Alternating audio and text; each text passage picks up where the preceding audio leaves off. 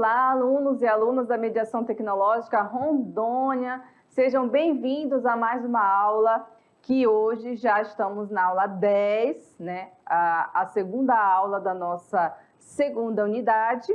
E hoje a gente vai falar sobre o tema globalização. É isso mesmo, hoje é o dia de falar sobre globalização e também sobre alguns aspectos importantes desse tema para que a gente possa nos aprofundar nesse conteúdo, né? É um conteúdo que é tratado em outras disciplinas, né? Um conteúdo que é falado lá na geografia, na história e também na sociologia. Então, cada ciência ele vai trazer um aspecto diferente, um olhar diferente sobre esse determinado fenômeno que acontece, né? Ainda nos dias de hoje. Então, vamos aqui para o quadro para a gente ver a nossa agenda da aula de hoje, pessoal. Muito bem, olha só. Unidade 2 iniciando hoje, certo? E aqui vocês estão vendo os assuntos que nós vamos falar. Nós vamos falar sobre os temas contemporâneos da sociologia, né? A qual se inclui essa questão da tecnologia e outros temas. Tem muita coisa hoje, né, inclusive, para falar. Nós vamos falar também sobre a globalização e a integração regional. Nós vamos falar sobre a cultura e a sociedade, ok? Nós vamos falar sobre a cultura dentro do estudo da antropologia. Nós vamos falar sobre a ideologia e a indústria cultural. E encerraremos com a mudança social dentro dos estudos da sociologia. Então, gente, está aí, são assuntos que realmente fazem muita diferença nas provas do Enem. Vocês vão ter oportunidade de estudar um pouco mais, de se aprofundar, e aí a gente traz as referências, os nomes que vocês podem estar consultando depois para se aprofundar nos temas, ok? Bom, hoje a gente fala o que é globalização e integração regional, tá? A gente vai começar trazendo os aspectos e as características do que seria a globalização. Nós vamos falar sobre o debate que se tem em torno desse tema, aí a gente traz alguns teóricos, alguns pensadores. Nós vamos falar sobre o mito da globalização, né? A integração regional e, por último, a gente trata da formação dos blocos econômicos, tá bom? Esse assunto, pessoal, é muito, muito, muito assunto de Enem, tá? Dificilmente você vai ter uma prova de Enem que não fale desse conteúdo, tá? Então, assim, atenção total para este conteúdo, porque vai ajudar vocês a terem um bom desempenho, principalmente nas áreas de sociologia, geografia e história. Aí a gente começa, então, né, com a atividade interativa para que vocês possam conversar entre vocês aí antes da aula, né? Pergunte aí para o seu colega do lado, o que é globalização? Já perguntou? Pergunta aí, dá uma cutucada no seu amigo, fala, e aí, o que é globalização? Né? Fale aí para o seu amigo, responda para ele aí rapidinho, o que é globalização? É um assunto que não é novo, é um assunto que não é novidade para vocês, porque vocês já têm visto esse assunto percorrer em outras disciplinas, em outros anos, então vocês já devem ter uma ideia básica do que seria a globalização, né? Então, bom, isso é para que vocês possam exercitar, então, esse poder da memória. Será que eu ainda lembro o que é globalização? E aí, você que não sabe, então, ou que sabe e quer aprender mais, então vem comigo, vamos para o nosso slide para a gente ver quais são os discursos e as narrativas que se fala sobre a globalização, né?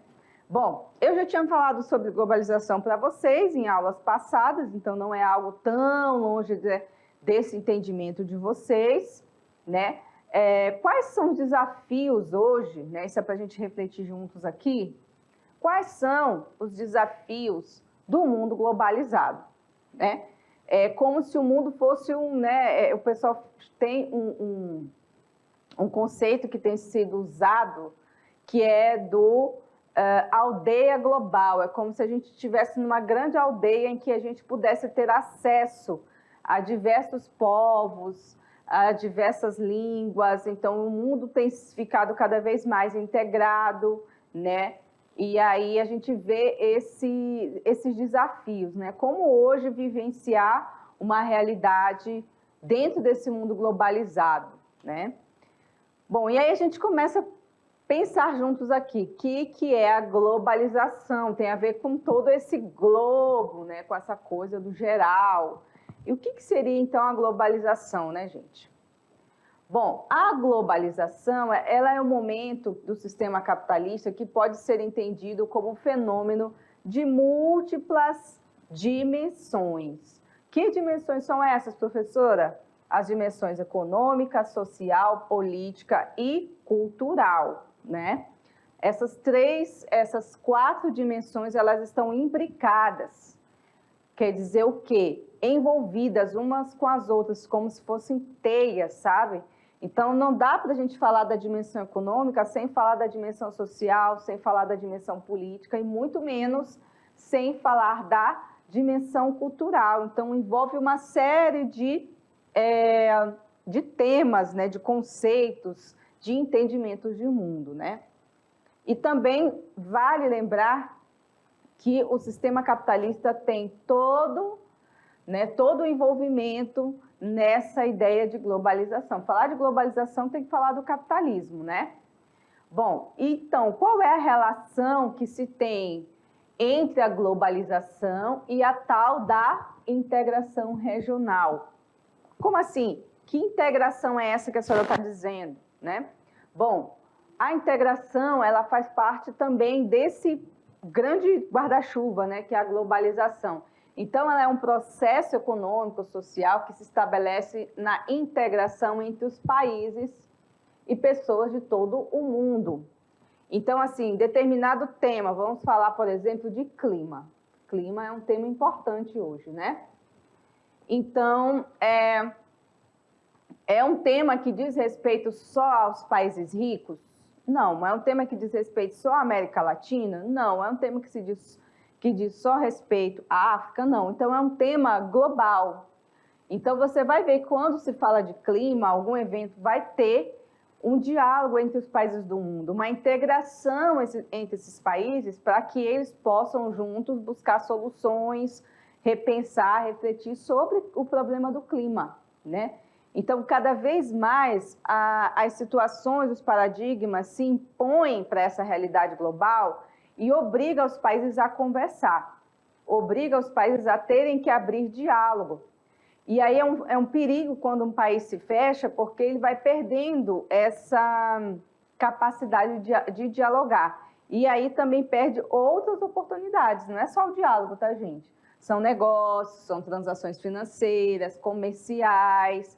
Então, tudo isso hoje leva a uma complexidade dos países nessa relação, que entra também a questão ideológica, que entra também a questão partidária, governos. Então, assim, tudo isso, gente, é muito importante para a gente entender o aspecto dessa globalização e da integração entre os países, né?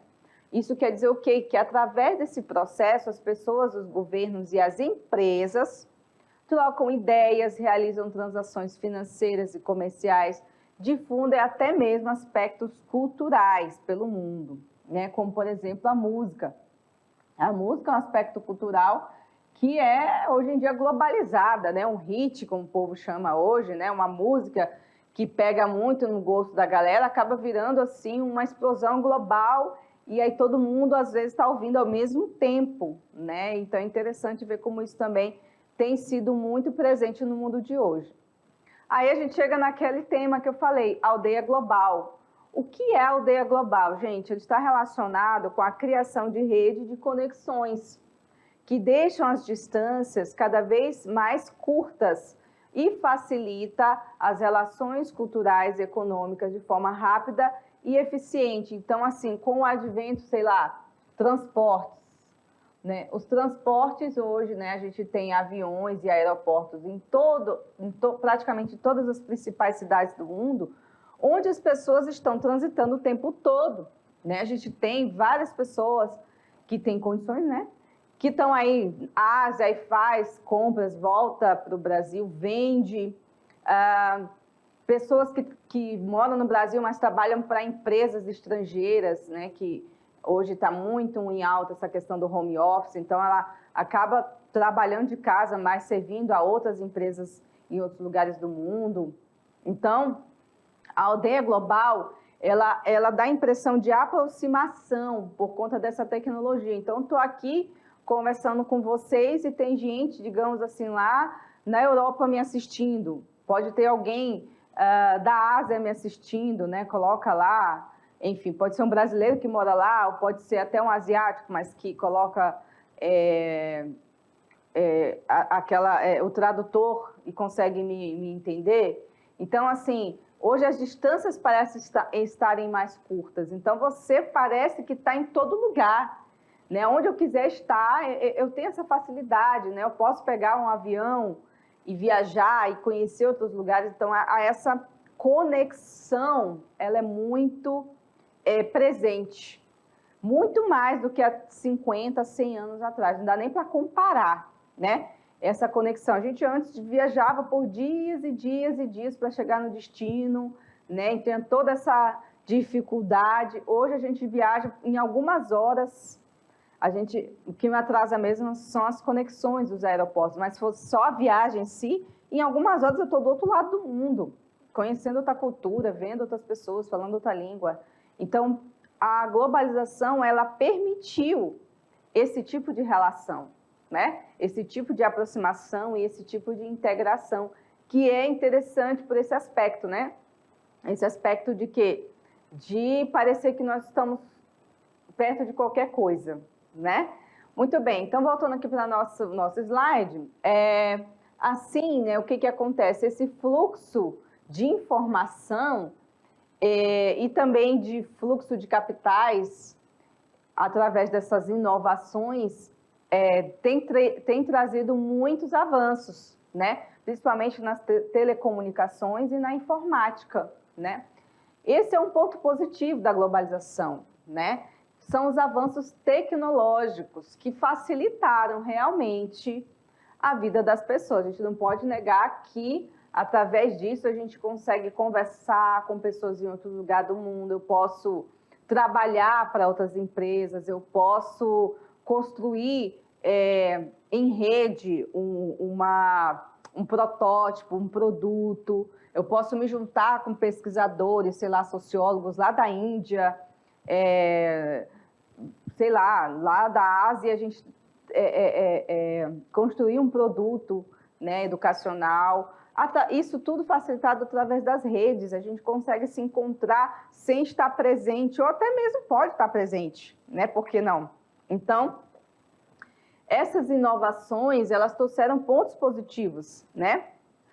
Que não negam, né, os pontos negativos, não quer dizer que tudo são flores. E agora que a gente vai chegar no ponto onde nem tudo são flores, né? A gente tem os aspectos negativos também da globalização.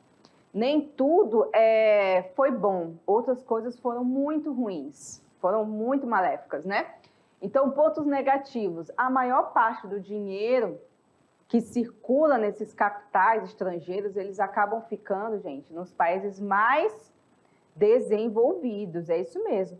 Então, assim, nessa transição, nessa questão dos países ricos aí, acaba levando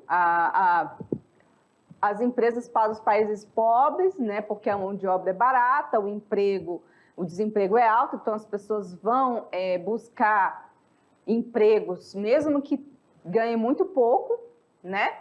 E então vai dar mais lucro para essas empresas. Então, muitas empresas famosíssimas, eu não vou citar o nome para não dar problema de processo, né?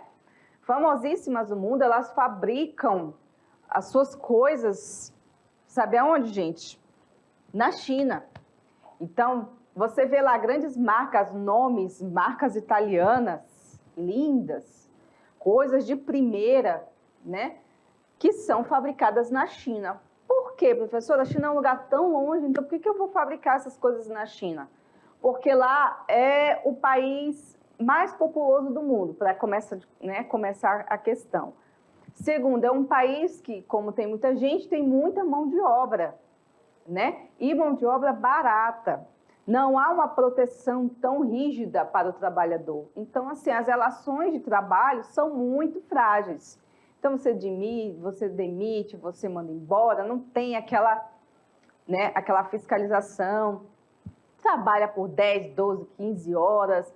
Então, para eles é muito mais vantajoso, falando de lucro, você colocar a sua empresa lá, uma parte, né, a fábrica, na China, e depois você tira aquela mercadoria, vende para o resto do mundo, né, num valor exorbitante, porque a marca tem um peso muito grande, não é nem sempre é a questão do produto em si, mas a marca, e aí o lucro é muito maior, né, porque o lucro, em grande parte dele, está em cima do trabalho que é empregado ali, e não basicamente nos produtos que são, né, nos insumos que são necessários para fabricar determinada coisa. Então, essa parte aí da globalização, ela foi ruim, porque não permitiu uma certa autonomia do trabalhador, quando, na verdade, trouxe mais empobrecimento, menos proteção social, menos proteção para o trabalhador, né? A gente tem vários documentários que relatam essas questões do trabalho de fábricas, né? E aí eu ouvi alguns de trabalhadores chineses, asiáticos, que estavam, assim, exaustos de trabalhar. Inclusive, eles trabalham dentro da fábrica, eles nem saem para ir para casa dormir, já dormem lá, no outro dia começa a trabalhar de novo e vai para casa só ver a família uma vez a cada 15 dias, uma vez por mês. Então, assim, é muita pressão, né? É muito difícil, é como se aquelas pessoas fossem robôs, não tivesse família, doença, problemas, né? Então, essa parte da globalização é um problema ainda para o nosso mundo de hoje. Então, aqui, continuando a nossa análise aqui na nossa tela, isso tudo leva a uma relação, gente, desproporcional, que pode gerar o quê? Uma concentração absurda de riqueza. Então, assim, novamente a gente entra no problema da globalização, do capitalismo, né? Que é essa concentração de riqueza. Eu acho que se tivesse uma distribuição melhor de riqueza, muito dificilmente não estaríamos, né, tendo tantas críticas, mas essa questão da concentração, ela realmente é algo que é preocupante, né? Então, do ponto de vista sociológico, o que a gente pode analisar? Que ela trata-se de uma análise dessas relações de poder, né? Não só disso, da organização da produção, da criação de ideologias, né? Em escala internacional, tá? Em escala internacional, com consequências importantes para a nossa experiência de mundo. Ou seja, a gente vai verificar na prática como isso se desenrola, como é que isso se desenvolve, né? Nessa questão aí da sociologia. Então, gente, a globalização, ela também produz leituras divergentes sobre o seu funcionamento atual e suas possibilidades futuras, ou seja, são posicionamentos diferentes, né? Nesses debates, você vai ver vários pontos de vista, nem todo mundo, nem todos que estudam globalização, ele vai chegar ao a mesma opinião sobre isso. Então, vai ter várias leituras diferentes, né? Essa ideia do pensamento único é uma coisa que a gente precisa tirar da cabeça. Não existe tema com pensamento único. Sempre vai ter alguém que vai concordar, vai discordar, e assim vão construindo o diálogo a partir disso, né? Então, o pensamento único que se procura estabelecer para a globalização, algumas desses pensamentos colocam que a globalização seria um processo natural e benéfico na história da humanidade. Seria como se fosse uma relação otimista, né? Algo bom. Então, a gente vem aqui para esse nosso slide para a gente ver aí que existe uma crítica ao pensamento único, né? E aí a gente tem uma posição que vê com bons olhos, que seria a posição otimista, Já a outra posição seria uma posição crítica, ou seja, uma posição pessimista sobre o aspecto da globalização, né? E aí isso tudo entra em relação aos benefícios sociais e as outras consequências que se tem desse fenômeno, tá? E aí, gente, para o pensamento único, a globalização é um momento da realização de um sonho de reduzir o mundo a uma única aldeia global. Para quem acha muito bom, né, a globalização, acha que nós chegamos no ápice do desenvolvimento, que nós somos uma aldeia global, que a gente tendo acesso a esses bens de consumo, está tudo resolvido, né? E que a pobreza é produzida apenas para os seus indivíduos. Então, assim, é o indivíduo que é responsável pela pobreza. Se ele está lá na pobreza é porque ele quer. Esse pensamento que demonstra um bojo, né, do neoliberalismo, que também tem relação com essa questão da globalização, certo? Então, para eles, nessa aldeia, a tecnologia permitiria a difusão imediata de notícias, ao mesmo tempo que tornaria as viagens mais rápidas, encurtando as distâncias. Claro, a gente não pode negar que isso é um ponto positivo, né? Que é a gente ter acesso às notícias que antes demoravam dias para a gente saber o que estava acontecendo. Hoje, em questão de minutos, de segundos, a gente entra na rede social e já sabe o que está acontecendo no mundo, né? Também isso permitiria o funcionamento de um mercado global, né? Um mercado global com uma identidade universal, homogênea, instaurando uma cidadania global. Aos defensores da cidadania global, né? Do cidadão, do mundo, né? Em que a gente também tivesse acesso a tudo, à cultura, aos bens de consumo, como se todos nós pudéssemos ter isso, né, gente? Infelizmente, isso não é possível, né? Porque a globalização e a tecnologia não chegou igual para todos. Mas calma, a gente vai chegar lá na crítica, peraí que a professora está um pouco assustando vocês, né? Bom, aí a gente vem para a ideia da visão pessimista. Quem é o pessimista dessa história, né, gente? Tá aqui ele, ó, é o Milton Santos, né? O que o Milton Santos fala sobre essa ideia da globalização? Em primeiro lugar, você já tem que saber. Silvio Santos, ó, gente. Milton Santos, Silvio Santos é o lado do SBT. Peraí, vamos diferenciar, né? O Milton Santos é esse cara aqui, ó, que tá aqui do lado sorrindo para vocês, ó. Ele já faleceu, tá? Há algum tempo atrás. Então, assim, o que o Milton Santos fala? Ele fala da velocidade com que as notícias circulam no mundo e nem sempre traduz as informações certas para as pessoas. Percebe que quando as coisas chegam rápidas demais, acabam a gente caindo no erro, né? Muitas vezes a informação rápida não é exatamente a verdadeira. Então, a gente tem que ter cuidado com essa disseminação. Acho que hoje o que traduz muito essa situação que a gente vive são as fake news, né?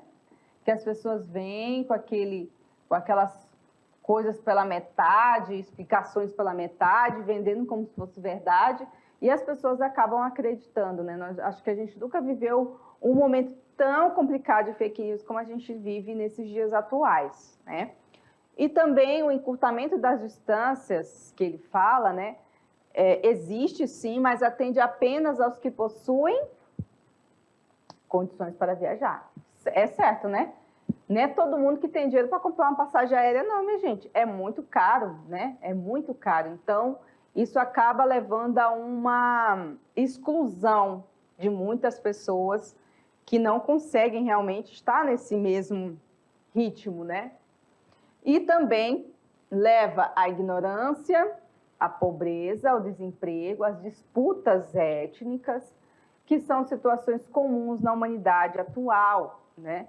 Então, assim, mesmo com a grande tecnologia, um nível altíssimo de informação, as pessoas continuam ainda vivenciando os mesmos problemas do passado, né? Como a pobreza, a miséria, o desemprego. Então, assim, nós não resolvemos, a globalização não deu conta, né, gente, de resolver isso. E ainda sobre esse assunto, né, a mistura crescente dos povos, culturas e costumes é uma das visões otimistas, né, que é que você vê que os povos passaram a se conhecer mais. Né? Como eu disse na aula anterior, nunca a gente tinha ouvido falar em cultura asiática, né? Agora tem séries, tem novelas, tem os desenhos, tem os personagens que a galera jovem está curtindo, né? E ainda está diminuindo um pouco esse preconceito que a gente tinha. Claro que ainda existe muito, mas está diminuindo. Hoje já se dissemina maior o universo musical de outros países, na América Latina, bachata. A gente tem lá os ritmos africanos, né? Que antes ninguém conhecia, e hoje já tem músicas que estão estouradas aí, o pessoal ouvindo em todo lugar do mundo. Então, realmente, essa mistura de povos, culturas, tem sido algo bom, né? Para esse conhecer. Bom, também tivemos o surgimento da sociobiodiversidade, né? E a convivência com as diferenças. Isso está ajudando bastante a diminuir o preconceito, apesar de que nós ainda temos um altíssimo número, né, de racismo, preconceito, principalmente em relação à raça e gênero. A gente ainda enfrenta muito isso. E também a emergência de uma cultura popular que se aproprie dos meios da cultura de massa. Né? A cultura popular está ganhando muito espaço, as pessoas estão curtindo mais, as pessoas estão aprendendo a entender que em cada lugar os seus processos culturais são diferentes, né? Então, isso tudo é um conhecimento que nós vamos recebendo através dessas informações que surgem cada vez mais rápido, né? Muito bem, galera.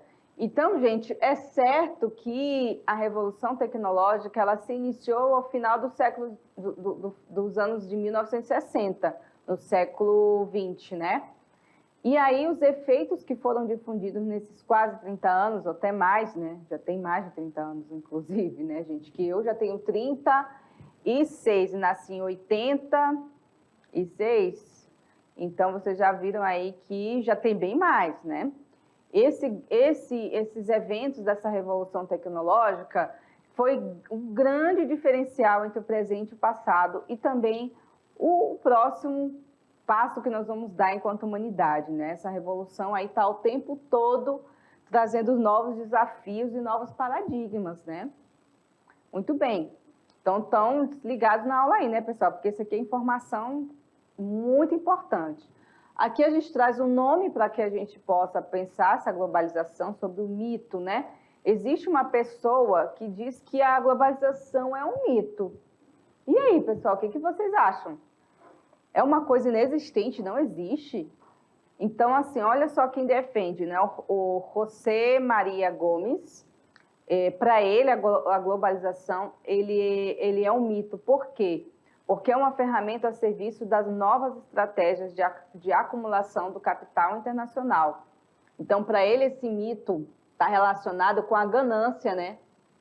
A ganância de alguns grupos para se apropriar da riqueza que o mundo produz, para que ele fique concentrado em pequenos grupos, e não que se dissemine, né, entre a população, entre as pessoas mais pobres. Então, a gente vive essas situações aí muito, que não deixa de ser uma verdade, né? Vamos bem analisar por aqui. Bom, gente, a base do mito está na visão das grandes corporações internacionais e dos grupos e classes comprometidos com a geração apenas de lucros, né, nesse universo capitalista. Para eles, a globalização é um fenômeno benéfico e irreversível. Para quem defende, quem é rico, que defende, né, cada vez mais lucro para essas empresas, realmente a globalização é ótima, né? E aí essas ideias combinam a ampliação de possibilidades de lucro, da velocidade da comunicação, da tomada de decisões em tempo real, enquanto difunde como inevitável o fato das grandes corporações privadas ditarem as formas de organização da produção do mundo. Então, quem dita? Quem dita são as grandes empresas. Grandes, gente, eu estou falando de grandes. Não estou falando de empresas médias, lá daquela empresa que vende um computadorzinho, celular, né, e diz que é ele que é o grande difusor da cultura. Não, gente, quem difunde é quem é a fábrica, o dono da marca, tá? E esse sim é que dita as regras no mundo, dono das empresas que fabricam carros, né? Vocês já perceberam que tem carros que chegam no Brasil com outro nome, tem carros que nem chegam aqui, porque não é interessante para a empresa disseminar, e há uma certa combinação com esses produtores, né, com esses empresários, de disseminar determinadas marcas em determinados territórios. Então, não é por acaso que o carro da marca tal não tem aqui no Brasil. Tudo tem um objetivo, galera. Não pense que isso é inocente, tá? Bom, os processos de integração regional, eles estão diretamente ligados com o movimento, com o desenvolvimento do capitalismo globalizado. Então, assim, o capitalismo funcionar de forma mais globalizada possível, tem que se ter a integração regional, senão ele não funciona, tá? E aí o que acontece? Vai surgindo os novos blocos econômicos, né, dentro daí dos meados do século XX, que resultou em diferentes formas, né, de integração entre os países. Então, gente, isso aí é a base da integração regional, tá? Que também é um assunto muito falado nas provas do Enem. E o que nós temos em relação a isso, então, para analisar? O diálogo econômico implica na integração política, né? Quando a gente vê lá o país tal, veio visitar no Brasil, a Alemanha, um dia desse estava aqui, né, o representante da Alemanha, vem, conversa com o presidente, visita, aí vem sempre esse diálogo econômico juntamente com o político, tá, gente? Não tem como fugir desse tema. Então, a ideia de complementar da maneira satisfatória a relação econômica entre os países de uma mesma região tem como finalidade o crescimento econômico e a melhoria da qualidade de vida das pessoas. No discurso é muito bonito, né, gente, nessa integração. Mas como é que seria isso na realidade? Como é que isso ocorreria, né? Mas nem mesmo, né, nem sempre isso é possível, porque a integração regional muitas vezes contempla só as economias, né, ricas. Esse é o grande perigo desses blocos econômicos, tá? Muito bem.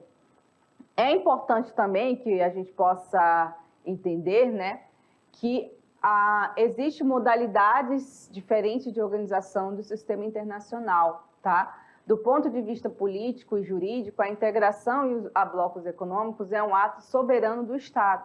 Os Estados e os seus representantes é que vão decidir se vai ou não aderir determinada decisão para compor, né, para estar numa composição de blocos, tá? Quem é que decide se entra ou não entra nos blocos? Aí, por exemplo, nós temos aí a OTAN, organizações e tratados, deixa eu lembrar, dos países do norte, alguma coisa assim, das potências do norte. A OTAN, ela é composta basicamente por países ricos, né? E para entrar na OTAN hoje, para você fazer parte da OTAN, você precisa pedir a autorização daqueles países, já tem um conselho consultivo, né? E aí não é tão simples assim, eu vou botar um nome aqui, o Brasil, vamos lá, o Brasil quer fazer parte da OTAN. Não é bem assim, não é tão simples, né, pessoal? Então, esses blocos, eles já têm uma complexidade, né? Então, não é assim tão simples de entrar e sair, né, nesses blocos que tem vários países que compõem, né? Então, continuando aqui, no entanto, gente, a união dos diferentes países com pesos econômicos diferentes, que passam a assumir posições e compromissos comuns, podem reduzir, de certo grau, a perda de soberania ou, pelo menos, a autonomia de alguns deles. Um exemplo disso, né, a gente tem os BRICS, né? Brasil, Rússia, Índia, uma coisa assim. Não lembrei agora dos outros nomes. Canadá e esse eu não lembro agora qual é o país.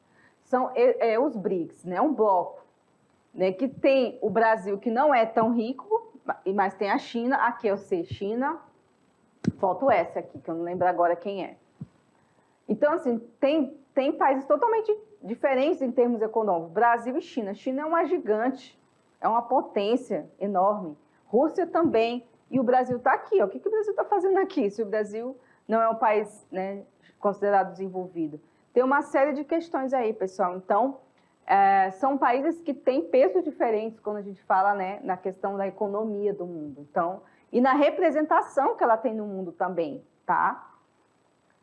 Muito bem. Então, gente, do ponto de vista econômico, a integração ocorre de diferentes níveis e intensidades, e também com um processo político entre 2 ou mais países, que para reduzir, né, total ou parcialmente as barreiras comerciais, né, se juntam. Então, o Brasil, a Rússia, a Índia, China e... eu esqueci esse último aí. Estão se unindo para quê? Só para ficar conversando aleatoriedade, qualquer coisa? Não, gente. O objetivo comum, galera, tem a ver com a questão econômica. Não se iludam, tá? Não se iludam, porque esse é a grande sacada. Muito bem. E aí, ó, para distinguir, nós temos algumas etapas dos processos de integração. Existem várias etapas, tá? Eu vou trazer apenas algumas delas para a gente exemplificar. A gente tem, por exemplo, a zona ou área de livre comércio, que é a ZLC. Qual é a tarefa, então, da zona de livre comércio? A tarefa é fazer com que os países membros eliminem barreiras ao comércio recíproco, mas mantenham políticas comerciais independentes em relação a outras nações. Então, a zona de livre comércio vai ter uma facilidade de comprar e vender, não tendo toda aquela questão do imposto e tal, né, sobre importação, essas coisas. Nós temos também a União Aduaneira, tá? O que é a União Aduaneira? Os países e Estados-membros seguem uma política comercial comum em relação a outros países, mediante a adoção de uma tarifa externa comum. Então, esses países que se juntaram vão criar uma tarifa igual. Tipo assim, Brasil, Bolívia, Peru e Colômbia. Eles poderiam formar aí uma união aduaneira para que todos eles formassem, então, adotassem, nesse caso, uma tarifa comum para realizar os seus trâmites comerciais, tá? É só um exemplo, tá? Não estou dizendo que existe, não. Entenderam? Muito bem. Aí a gente tem o mercado comum, MC. Bom, no mercado comum, a união aduaneira, em que há uma livre circulação de fatores como produção, mão de obra, insumos entre os países da região, sem restrições legais. Então, digamos assim, vamos lá de novo com exemplo. Brasil, Bolívia, Peru e Colômbia estabelecem, então, um mercado comum, onde as pessoas podem transitar, né? Pode ter aí contratação de pessoal, circulação de mercadorias, fica uma coisa, entendeu, mais integrada, sem essas restrições, tá? Bom, aí a gente tem a União Econômica Monetária, onde os mercados comuns, na qual a unificação de políticas monetárias e fiscais, tá? Com o estabelecimento da União Monetária, da União Europeia, por exemplo, e a plena unificação dos mercados é atingida. Esse aí é o caso da União Europeia, né? Que unificou políticas monetárias e fiscais, tem uma moeda comum, enfim. São várias questões aí, tá? Bom, galera, então a gente está indo aqui para o final, né? A constituição de um bloco econômico é a principal política de integração regional para criar e ampliar espaços inter- e supranacionais, que permitam maior complementariedade de intercâmbio e incremento da capacidade competitiva dos países membros em relação ao resto do mundo, né? Então, ajuda eles a se juntar, se fortalecer, né? Ter um melhor diálogo político, né? Tanto que quando o presidente lá, ele começa a estabelecer, né, essa política externa, ele vai ganhando espaço de diálogos nos países. Então, ele vai lá, vai visitar os Estados Unidos, vai visitar a Rússia, a China, e conversa, entra em acordo, assinam acordos, enfim, mais ou menos isso, tá? Muito bem. Bom, gente, então a gente chega aqui nessa última slide, que é as nossas referências. Então, vocês viram aí que os mercados, essas uniões de países, eles ajudam a gente a ter essa complexidade que é cada país e as suas políticas a diminuírem esses complexos, né? Então, a gente, por exemplo, nós temos o Mercosul. O Mercosul ficou adormecido por muitos anos, né? O Brasil é o líder, até porque a economia brasileira é a que desponta aqui na América do Sul, é que, digamos assim, leva para frente, né, os outros países. Então, o Mercosul, ele é uma união dos países do Sul em busca de quê? De fortalecimento político, comercial, econômico, para que ele possa fazer frente, né, a outros países desenvolvidos. Então, assim, essa ideia de unir forças, né, facilitar o comércio, ter um diálogo de importação e exportação, por exemplo, a gente compra o trigo da Argentina, por exemplo, e a Argentina compra a carne do Brasil, podemos assim usar esse exemplo. Então, vamos facilitar esse trânsito, vamos facilitar essa transação comercial, né? Então, existe todo esse diálogo nas políticas internacionais, que é bastante complexo, mas é interessante da gente entender como que se configura um mundo globalizado nos dias de hoje, né, pessoal? Então, é isso. A gente volta daqui a pouquinho com a nossa aula de revisão do conteúdo de hoje e o exercício que a gente vai corrigir também, tá bom, gente? Até mais e daqui a pouco a gente volta.